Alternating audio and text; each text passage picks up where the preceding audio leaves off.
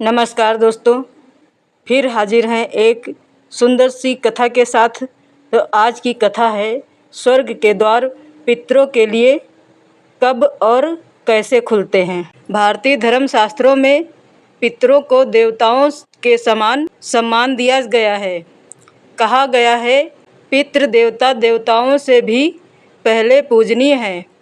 पितरों का आशीर्वाद ही सतत धन समृद्धि और दीर्घ आयु प्रदान करता है।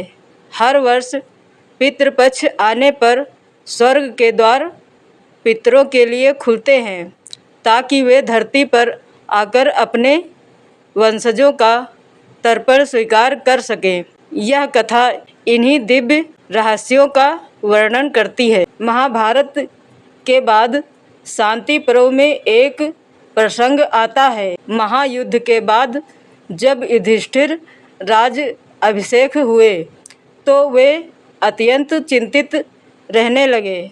एक दिन उन्होंने भीष्म पितामह से पूछा, पितामह, मनुष्य के जीवन में सबसे महत्वपूर्ण कौन सी पूजा है, देवताओं की, ऋषियों की या पितरों की? भीष्म ने उत्तर दिया, धर्मराज, देवता तभी प्रसन्न होते हैं जब पितृ प्रसन्न होते हैं। यदि पितृ रुष्ट हो जाएं तो देवता भी प्रसन्न होकर फल नहीं देते।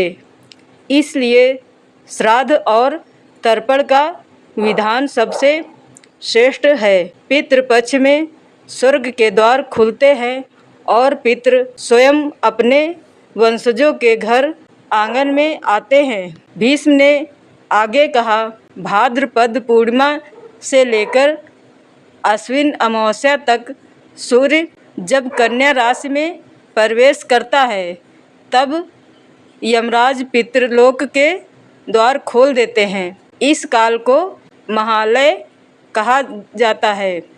उस समय पितृ गंगा, यमुना और पृथ्वी के हर उस स्थान पर जाते हैं जहां उनके वंशज तर्पण, पिंडदान और श्राद्ध करते हैं। यदि कोई वंशज इस काल में श्रद्धा से तर्पण करता है तो पितृ तृप्त होकर उसे अखंड आशीर्वाद देते हैं। पुराणों में एक राजा धुंधमार की कथा मिलती है। राजा बड़ा प्रतापी था, परंतु उसने कभी पितरों का तर्पण नहीं किया। एक बार अकाल पड़ा और राज्य में विपत्ति छा गई। राजा ने ऋषियों से कारण पूछा।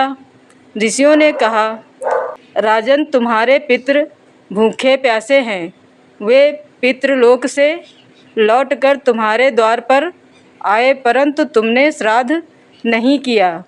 उनके आशीर्वाद के बिना कोई यज्ञ सफल नहीं होता और न ही राज्य समृद्ध होता है। राजा ने तुरंत गंगा तट पर जाकर पिंडदान किया।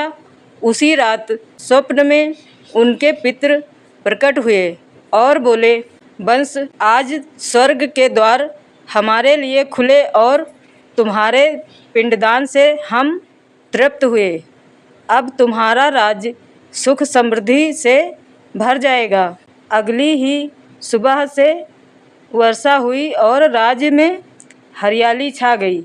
एक पौराणिक मान्यता है कि पितृपक्ष में जब संध्या होती है तो पितृ सूक्ष्म शरीर धारण करके अपने वंशजों के घर आते हैं। वे देखते हैं कि किसने तर्पण किया, किसने अन्न दान किया और किसने उपेक्षा की। यदि वंशज तर्पण करता है तो पितृ हर्षित होकर आशीर्वाद देते हैं। यदि वंशज भूल जाता है तो वे उदास होकर लौट जाते हैं। गरुड़ पुराण में कहा गया है, जिस घर में पितरों का श्राद्ध होता है वहाँ देवता भी प्रसन्न होकर निवास करते हैं। एक बार गंगा जी ने भगवान विष्णु से पूछा, प्रभु, मुझे इतना पवित्र क्यों कहा जाता है? भगवान विष्णु ने कहा, हे गंगे, जब जब स्वर्ग के द्वार पितरों के लिए खुलते हैं तब तब पितृ तुम्हारे तट पर उतरते हैं। तुम्हारे जल में स्नान और पिंडदान से उन्हें तुरंत तृप्ति मिलती है और वे स्वर्ग को प्राप्त होते हैं। इसलिए तुम्हें पितृ तृप्ति दायिनी कहा गया है। तभी से गया, प्रयाग, हरिद्वार, काशी और गंगा सागर जैसे स्थानों पर पिंडदान को महापुण्यकारी माना गया है। भीष्म पितामह ने युधिष्ठिर को समझाया कि श्राद्ध 3 प्रकार से होता है। दैनिक तर्पण, प्रतिदिन जल और तिल से पितरों को तर्पण दें। अमावस्या श्राद्ध, प्रत्येक अमावस्या को पिंडदान करें। पितृपक्ष श्राद्ध, वर्ष में एक बार जब स्वर्ग द्वार खुलते हैं तब श्राद्ध करना आवश्यक होता है। इन्हीं में सबसे श्रेष्ठ पितृपक्ष का श्राद्ध है। इस काल में किए गए पिंडदान का फल अनेक यज्ञों से भी अधिक होता है।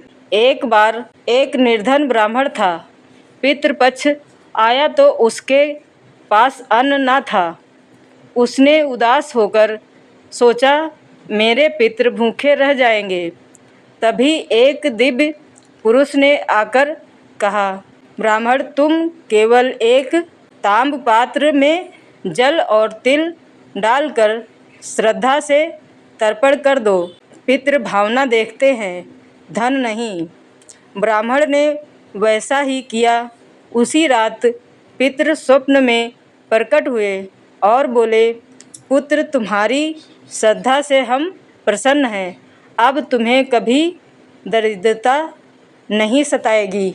अगले दिन राजा ने उस ब्राह्मण को बुलाकर राजपुरोहित बना दिया। गरुड़ पुराण में उल्लेख है कि पितृपक्ष के प्रारंभ में यमराज अपने दूतों से कहते हैं, जाओ पितृलोक के द्वार खोल दो। समस्त पितृ अपने वंशजों के श्राद्ध हेतु पृथ्वी पर जाएंगे। इस प्रकार हर वर्ष स्वर्ग द्वार खुलते हैं। पितृ अपने कुल की ओर जाते हैं और तर्पण की प्रतीक्षा करते हैं। कहा गया है कि जब पितृ तृप्त होते हैं तो वे 5 आशीर्वाद देते हैं। संतान की वृद्धि, धन और अन्न की समृद्धि, दीर्घ आयु और आरोग्य काया, सौभाग्य और वैभव, परिवार में एकता और शांति। ये 5 वरदान पितृ अपने वंशजों को देते हैं। यदि कोई व्यक्ति गया या प्रयाग में अपने पितरों का पिंडदान करता है तो पितृ तुरंत स्वर्ग प्राप्त करते हैं। यहाँ तक कि जिनकी आत्माएं प्रेत योनि में भटक रही होती हैं वो भी मुक्त होकर स्वर्गलोक पहुँचती हैं। इसलिए इसे मोक्षदाता श्राद्ध कहा गया है।